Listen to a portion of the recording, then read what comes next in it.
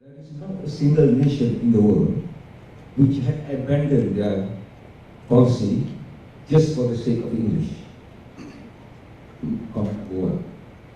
Comment number two, we got a very big problem with our political leaders as well as captain of industries, as well as our MUTP. Now it seems that quite a number of our political leaders were in favor of changing the landscape of teaching English. If I'm not mistaken, I think the MUTP president himself preferred subject like culture and physical education to be in English. So this is very damaging in terms of preserving what you have said just now. Now, my question is, you seem to be very vocal in this. Did you in any way can influence Pemandu or any other organizations so that we can, in fact, keep our culture intact? Thank you. I would agree with you, no countries would want to abandon their local values and culture. That perhaps is intentional. But unintentional consequences sometimes override what is intentional. So kita kata, tak apalah bahasa Malaysia okey, but the question I keep on posing, 2 generasi, 3 generasi pada sekarang, bolehkah kita berhujah dalam bahasa Malaysia tentang hal-hal berkenaan dengan sains pada ketika itu? If you answer that question, then you will tell me whether your language will remain intact ataupun tidak. And that goes to your third question, whether I am vocal. Yes, but I am vocal for a reason. I'm not not vocal because I just want to oppose. Yeah? But the concern that I've got, and when Pemandu asked me to go into their lab, I said I'm not going into your lab, but I'll just give you this test question. After all your discussion, ask this question: 3 generasi pada sekarang, can you still debate scientific issues in bahasa Malaysia? And I give them this: if the answer in the lab say yes, you go ahead. If the answer in the lab is no, stop and think again. Yeah? Your second question is very appropriate. Political leaders, employments, and so on and so forth are all pro-English. Yeah? And you have to understand the reason why they are pro-English. Any of the reasons that they talks about what I've talked about? Any of them talks about culture? Any of them talks about heritage? Any of them talks about the survival of the Malay language generations from now? None. All of them talks about employability, internationalization, mobility, and perhaps reputation. We talk about ranking and so on and so forth. So there is a lacuna in their kind of discussion that we educators should go in and provide our own input. When I talk about educators, we are not educating only students, we are educating the whole world. And in fact, if you go to the World Economic Forum that took place in Incheon in May this year, one of the declarations is there must be diversity in linguistic, in culture, and also in values. There is a world forum that Malaysia is signed to. What happened? How much of this do we take in our political consideration? Now, business people are aside because they are thinking about dollars and cents. Okay? But Alhamdulillah, on a personal basis, I'm able, and there's some books that I've written, to tell the ministry that this word human capital is not a word conducive for education. We are not going to create factories of universities and produce what we call products. The human being that graduates in the university are not products. They are human beings. And therefore give them the cultural dimension that they need and not make them a robot. This is a discussion that I hope that we will engage in this particular forum. Saya mengharapkan that this forum will create a kind of a thinking that we then can take, perhaps through Dato Latif, a very influential person, to talk to a minister that comes from the state as to the state of affairs. You know, we need to intervene. If you believe in my argument, we need to intervene. Otherwise, we will take the responsibility of being accountable. When anak cucu kita kata besok, Datuk dia presiden IAU, tapi dia tak boleh buat apa pun. Ya, Datuk dia pengerusi JPN, tapi dia tak boleh buat apa pun. Sampai sekarang bahasa kita dah jadi bahasa pasar ataupun bahasa rojak. And that's a consequence that you have to answer. Maybe you are not here to answer them, but that's a accusation level at you by your anak cucu cicit. And it is a serious question as far as I'm concerned. I don't know whether I answer your question, but the responsibility I think is still ours. It's not the politicians, because we are the educators. I think some Malays are very arrogant in the sense that they are more English than the English themselves. Now take for example the Cage president, Datin Azimah.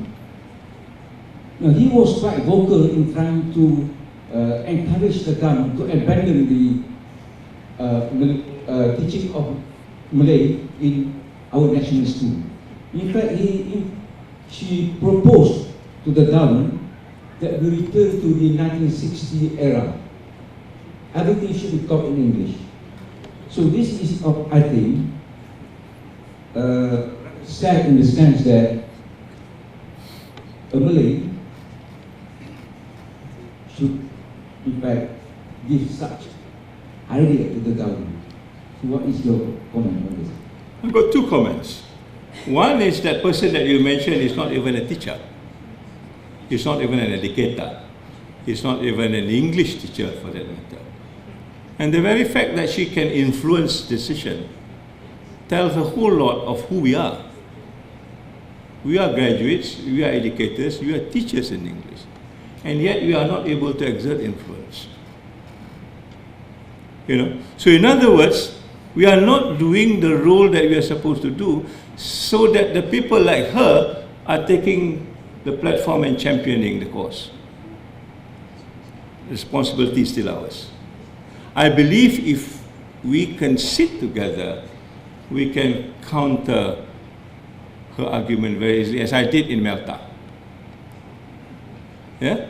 Dalam dia punya satu penulisan di Melta, dia mengatakan bahawa some historical dimension that she mentioned, which is not accurate. And I pinpoint to her, dalam tamadun Islam pada ketika abad ke-10, orang-orang Islam menterjemah buku. An allegation, tak cukup buku Melayu. And therefore we need to go for English because there's a lot more English materials outside. Yeah? But history tells us, di zaman abad ke-10, apabila Baitul Hikmah ditubuhkan, yeah, they translate in Greek work and Latin work into Arabic and preserve those languages for a long time. In other words, they are able to translate. And how do they do this? Because pada ketika itu, when you translate a book from the Roman and the Greek literature into Arabic, you are paid in gold as heavy as the book that you translated. Kalau itulah kata sekarang ni kerajaan make a policy, translate buku bahasa Inggeris kepada bahasa Malaysia, saya akan bayar dalam bentuk emas seberat buku yang diterjemahkan. I will stop talking, I will go translating. All of you will stop working, you will go translating. In other words, there must be an incentive for you to do this rather than just say, tak cukup aku buku Melayu and therefore let's go for English. The Indonesians are doing it. Buku Steve Jobs keluar hari ini, 2 bulan selepas itu, there is already a version of Steve Jobs in bahasa Indonesia, di Malaysia tidak ada lagi. Salahnya siapa? And then you use that excuse as though this bahasa Malaysia is a lousy bahasa. I will not accept it. I will not accept it. Yeah? And that's as far as she is concerned. So there are two things. If you allow this vacuum to continue, if educators and universities wants to take an easy way out, and say, never mind, this is somebody else's problem, then somebody will will fill in the vacuum. And we will feel the consequence, and we will look stupid. The university will look stupid. And there are 20 universities around this country that is not able to advance an argument why Bahasa Malaysia must take its place alongside Bahasa English. You know? So, I think, bagi saya, the responsibility is still ours. It's not somebody else's. Everybody is taking the opportunity to do this because we are very quiet about it. And I hope, with Dato Latif here, I can count on him that we will try and change this environment now that the video has come out. Why can't we do another video that gives a counter argument? And I don't understand why this video come out. Kalau polisi kerajaan untuk mengajar dalam bahasa Malaysia dan bahasa Inggeris, and suddenly this video comes out, it's also to me undermining the dasar kerajaan itself. You know? So these are issues that I think we need to think about and not just let it go as far as that is concerned. EPSMI is by Mahathir at that time. I think during 2002, something like that. I opposed very much at that time. You know, because why? We spent almost 20 years at the Ambassador Pustaka. Myself and Professor also doing the Kamus Science and myself on Physics. So the moment that Kamus published, I said, then tiba-tiba PPSMI activities.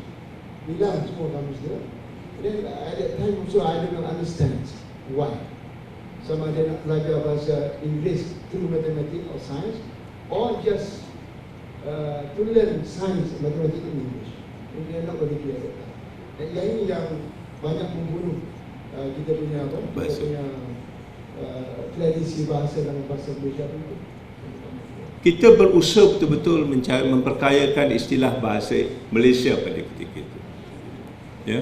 Dan saya berani cakap, kita boleh berhujah dalam bahasa Malaysia dalam bentuk sainsnya kerana kita ada istilah. Dan istilah itu bukan istilah yang mudah. Bukan innovation menjadi inovasi, globalization menjadi globalisasi. It's not that kind of thing. They go back to the roots of tradition. Where does the word come from?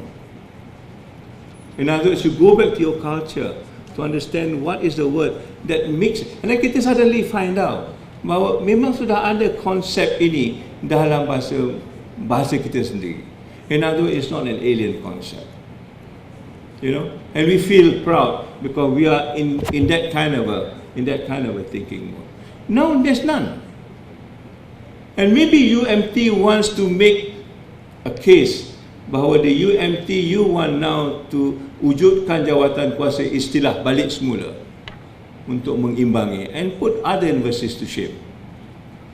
You know, at least in the area of what we are strong in marine sciences, so that you develop this language together. These are the things that we can do, rather than grumbling. Of course, we like to grumble, but at the same time, do something that is positive to tell them, look, we are concerned about our language, we are concerned about our culture, we are concerned about our survival.